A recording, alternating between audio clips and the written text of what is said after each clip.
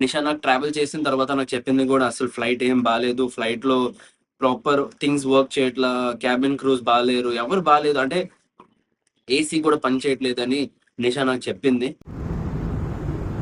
ये bell icon बहुत देर से दबा के रखा बट कोई भी नहीं आ रहा है. एयर इंडिया की सर्विस बहुत वर्स्ट है, बहुत ज़्यादा. See, I opted for non-veg meals, but they have given veg for everything. Everything is veg only.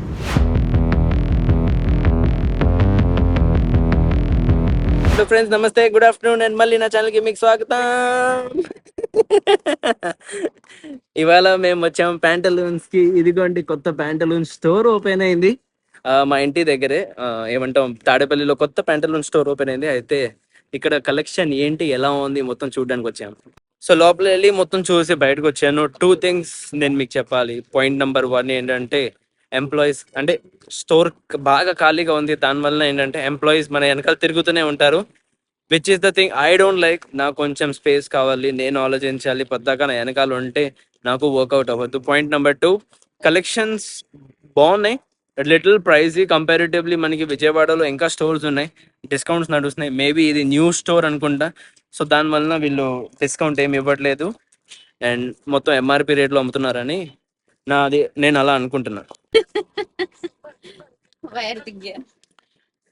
कुछ स्टोर में जाओ अगर, तो होता है कि ठीक है, टाइम नहीं है, कुछ काम में है, तो ध्यान नहीं देते. ఫర్ ఎగ్జాంపుల్ స్టోర్, ఇలాంటి స్టోర్కి వెళ్తే ఖాళీగా ఉంటే వెంట పడిపోతారు బాగా. ఓ వెనకాల వెనకాల తిరుగుతూ ఉంటారు. కొన్ని స్టోర్లో వెళ్ళామనుకో, ఏదో అసలు పట్టించుకోరు. ఖాళీగా ఉన్నా బిజీగా ఉన్నా కస్టమర్ ఏదైనా అడిగితే అసలు రెస్పాండే అవ్వరు. Seriously. So basically the point is, customer ఒకవేళ చూడ్డానికి వెళ్ళిన ప్రాబ్లమే, కొనడానికి వెళ్ళినా కూడా ప్రాబ్లమే. ఇప్పుడు సీరియస్ బయర్ ఉంటే వాళ్ళని అసలు పట్టించుకోరు.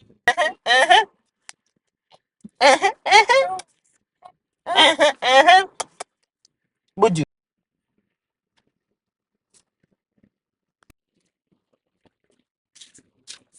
సో గైస్, అయితే ఇంటికైతే వచ్చేసాను. అండ్ ప్రతి చోట మీరు న్యూస్ ఛానల్లో, సోషల్ మీడియాలో, హ్యాండ్లింగ్స్లో కానీ, ట్విట్టర్, ఇన్స్టాగ్రామ్, ఫేస్బుక్, యూట్యూబ్, ఎక్కడైనా మీరు చూస్తుంటే ఒకటే న్యూస్ ప్రజెంట్ నడుస్తుంది. ఎయిర్ క్రాఫ్ట్ క్రాష్ అయింది. లైక్ లిటరలీ నేను బిలీవ్ చేయలేకపోతున్నాను, అలా జరిగింది. ఇమాజిన్ చేస్తే కూడా ఎంత పెయిన్ఫుల్ డెత్ అవుతుంది అందరికి. లైక్ సీరియస్లీ, యాక్చువల్లీ అహ్మదాబాద్ నుంచి ఫ్లైట్ స్టార్ట్ అయింది, లండన్ వెళ్తుంది. But just flight take off అవ్వగానే ఒక 45 సెకండ్స్లోనే క్రాష్ అయిపోయింది ఫ్లైట్. ఆ సిచ్యువేషన్స్ మనం చూస్తుంటే నిజంగానే ఇమాజిన్ కూడా చేయలేకపోతున్నాం వాళ్ళు ఎలా ఉంటారు అక్కడ. క్రాష్ అయిన వెంటనే I think around like first 130 members dead bodies దొరికినాయి. దాని తర్వాత ఓవరాల్గా అది మోర్ దెన్ 200 మెంబర్స్ చనిపోయారు. ఆ ఫ్లైట్లో కూడా మీకు తెలిసిందే, న్యూస్ ఛానల్ ప్రతి చోట చెప్తున్నారు 169 ఇండియన్స్ ఉన్నారు, 7 కెనడియన్స్, 1 బ్రిటిషర్స్ అండ్ లైక్ అలా కొంతమంది ఉన్నారు. ఓ, అసలు నేను ఈ న్యూస్ వినంగానే ఇలా చూస్తుంటే షాక్ అయిపోయాను. నేను షివరింగ్ అవుతుంది. నిషాని అయితే నేను నా ఈవీ కార్ వేసుకొని ట్రావెల్ చేస్తూ ఉంటాను. నిషా అయితే ఫ్లైట్లో ట్రావెల్ చేస్తూ ఉంటుంది. తను నేను ఎక్కడైనా వెళ్ళాలంటే ఒక ప్లేస్ నుంచి వేరే ప్లేస్కి నేను వీరిని నిషాని ఫ్లైట్లో పంపించేస్తాను. యూ గో బై, అంటే మీరు ఫ్లైట్లో వెళ్ళండి, నేను కార్లో ఆ డెస్టినేషన్కి వచ్చేస్తాను. ఈవీని ప్రమోట్ చేస్తున్నాను కాబట్టి. బట్ ఎయిర్ ఇండియాలో ప్రీవియస్లీ లాస్ట్ 2 ఫ్లైట్స్ కూడా నిషా ఎయిర్ ఇండియాలో ట్రావెల్ చేసింది. నిషా నాకు ట్రావెల్ చేసిన తర్వాత నాకు చెప్పింది కూడా అసలు ఫ్లైట్ ఏం బాలేదు. ఫ్లైట్లో ప్రాపర్ థింగ్స్ వర్క్ చేయట్లా, క్యాబిన్ క్రూస్ బాలేరు, ఎవరు బాలేదు. అంటే ఏసీ కూడా పని చేయట్లేదని నిషా నాకు చెప్పింది. ये बेल आइकन बहुत देर से दबा के रखा बट कोई भी नहीं आ रहा है. एयर इंडिया की सर्विस बहुत वर्स्ट है, बहुत ज़्यादा. See, I opted for non-veg meals, but they have given veg for everything. Everything is veg only. And when I asked non-veg is not there, they said no. Then why they are asking for the ticket? Ticket में non veg खाने के लिए opt किया, ये सारा हम लोग को वेज खाना दिया है. Veg. This is also veg. I think if నా దగ్గర క్లిప్ ఉంటే నేను షేర్ చేస్తాను. బట్ ఆ టైంలో నిషా నాకు చెప్పింది కూడా ఫ్లైట్ మెయింటెనెన్స్ అయితే అస్సలు బాగాలేదు ఎయిర్ ఇండియాది. ఇండిగో అయితే ట్రావెల్ చేస్తే బాగానే ఉందని చెప్పింది. కానీ అదే ఎయిర్ ఇండియాలో ట్రావెల్ చేస్తుంటే ఏ థింగ్స్ ప్రాపర్గా పనిచేయట్లేదు. ఐ థింక్ దట్ మెయింటెనెన్స్ ప్రాపర్గా లేదు, ప్రాపర్ చెక్ చేయట్లేదు ఏవియేషన్ వాళ్ళు. లేదా డీజీసీఐ సమ్ ఉంటారు. వాళ్ళు చెక్ చేస్తారు. రూల్స్ అండ్ రెగ్యులేషన్స్ని ఫాలో అవ్వాలి ఈ ఎయిర్లైన్ కంపెనీస్. సో వాళ్ళు ఏంటి ప్రాపర్గా ఏరోప్లేన్ని మెయింటైన్ చేస్తే బాగుంటుందని నేను అనుకుంటున్నా. అండ్ ఇప్పుడు కూడా ఈ టాటా వాళ్ళ లేదంటే అది ఎయిర్ ఇండియా వాళ్ళు ఒక్కొక్క మనిషి డిసీజ్డ్ పర్సన్కి 1 crore రూపీస్ ఆఫర్ చేస్తున్నారు. I think that money is not actually value. ఒక పర్సన్ని ₹1 కోటి ఇస్తే ఆ మనిషి మళ్ళీ రాలేడు. అండ్ కంపెన్సేషన్ కింద అది ₹1 కోటి ఇచ్చామంటే like can you even imagine, like మన ఇంట్లో ఒక ఫ్యామిలీ మెంబర్ పోతే మనకు ₹1 కోటి ఇస్తారని చెప్తున్నారు. Will you accept the money? Money అంత ముఖ్యమా? మనిషి వెళ్ళిపోతాడు, మళ్ళీ రాలేడు. డబ్బులు ఏంటి, ఒకవేళ ఉంటే కూడా వెళ్ళిపోద్ది, మళ్ళీ కావాలంటే సంపాదించుకోవచ్చు, మన దగ్గర అంత ఉంది క్యాపబిలిటీ. బట్ సీరియస్లీ ఈ కంపెనీ వాళ్ళు అలా ఆలోచిస్తారేంటి నాకు అర్థం కాదు. మనిషి ₹1 కోటి ఇచ్చేస్తానని. అదే డబ్బులు కొంచెం ఎయిర్లైన్ ఇండస్ట్రీస్ లో, వాళ్ళ ఏరోప్లేన్స్ లో వాళ్ళు ఇన్వెస్ట్ చేస్తే, ఏరోప్లేన్స్ బాగుంటే ఇంకా కస్టమర్స్ వస్తారు, ఇంకా పాపులేషన్ అంటే కస్టమర్స్ ఒకరినొకరిని రిఫర్ చేసి బాగుంది ఎయిర్లైన్ అని చెప్పేసి ఇంకా ఇంకా కస్టమర్స్ తీసుకొస్తారు, మీ బిజినెస్ పెరిగిద్ది. అలా ఆలోచించకుండా, మెయింటెనెన్స్ చేయకుండా, దాని తర్వాత ఇలా ₹1 కోటి ఇవ్వడం అవన్నీ చేయడం ఎందుకు? డబ్బులు కూడా విషయం వదిలేస్తే మనుషులు అలా వెళ్తున్నారు. సీరియస్లీ ఈ కంపెనీస్ వాళ్ళు అలాంటి పని చేస్తున్నారు. Seriously can you even imagine? ఇలా చేస్తారా? ఇది ఏదైనా రైట్ వేనా? ఐ థింక్ దీని గురించి కంపెనీస్ ఆలోచించాలి ఒకసారి. అండ్ నేను కూడా చెప్తున్నాను, Air India company flight already last travel నిషా చేసినప్పుడు is like I think 2 months back or 1 to 2 months back. 2 months back తను ట్రావెల్ చేసినప్పుడు తను అప్పుడే నాకు చెప్పింది ఎయిర్ ఇండియా మెయింటెనెన్స్ జీరో ఉంది కంపారిటివ్లీ టు ఇండిగో.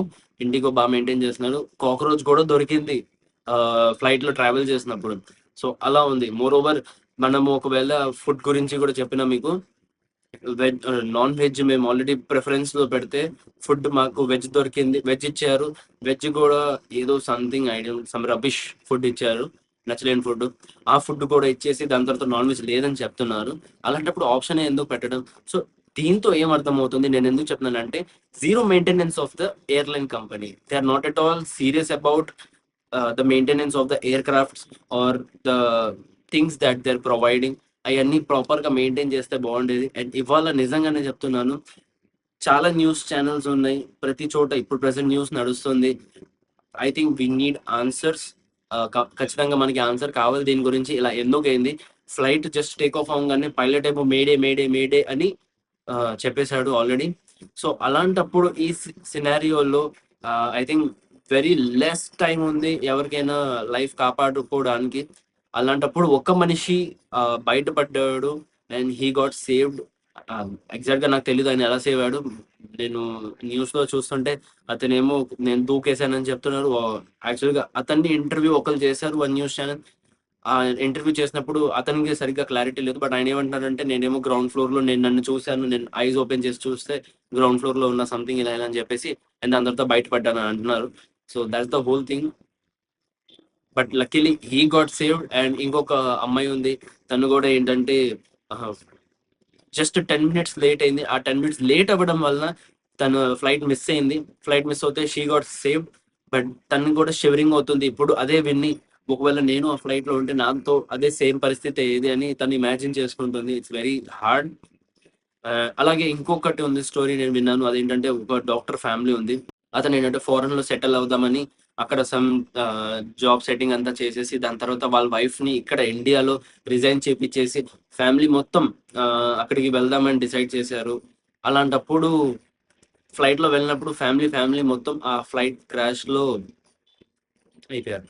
ఇలాంటి చాలా విషయాలు ఉన్నాయి. చాలా మంది ఫ్యామిలీస్ ఇంకా వాళ్ళని ఎప్పుడు మళ్ళీ కలవలేరు. అండ్ ఉన్న ఫ్యామిలీస్ వాళ్ళు కూడా బాధపడతారు, వాళ్ళ మనుషుల్ని వాళ్ళు కోలుకున్నారు. అలాంటప్పుడు నేనేమనుకుంటున్నాను, ఇప్పుడు దీన్ని మనకి రైట్ ఆన్సర్స్ దొరికేంత వరకు మనము దీన్ని తెలుసుకుంటూ ఉండాలి, అడుగుతూ ఉండాలి. వి వాంట్ ఆన్సర్స్ అని క్వశ్చన్ చేస్తూ ఉండాలి. ఏరోప్లేన్ లో ఒక బ్లాక్ బాక్స్ ఉంటుంది వెనకాల బ్యాక్ సైడ్ లో. దాంట్లో అన్ని థింగ్స్ రికార్డ్ అవుతాయి, దాంట్లో అన్ని విషయాలు తెలుస్తాయి. ఆ బ్లాక్ బాక్స్ బయట వచ్చిన తర్వాత బయటకు వచ్చింది, దొరికింది. సో యాక్చువల్ ప్రాబ్లం ఏంటో దాని నుంచి మనకి తెలియచ్చు. But I don't think so ఎక్కడ దాకా నిజం చెప్తారు ఏంటి, ఏ ఇన్ఫర్మేషన్ నిజం షేర్ చేస్తారు మనకు తెలియదు. బిగ్ కంపెనీస్ మేబీ డబ్బులు ఇచ్చి ఈ న్యూస్ని కొంచెం యూనో సైడ్ చేయడానికి అబద్ధం మాట్లాడి కూడా అలాంటివి కూడా చేయొచ్చు అని నేను అనుకుంటున్నా. బట్ ఎక్కడ దాకా నిజం ఏంటో మనం తెలుసుకోవాలి. ఇట్ ఈస్ అవర్ ఏమంటారు, సేఫ్టీ మన చేతిలో ఉంది.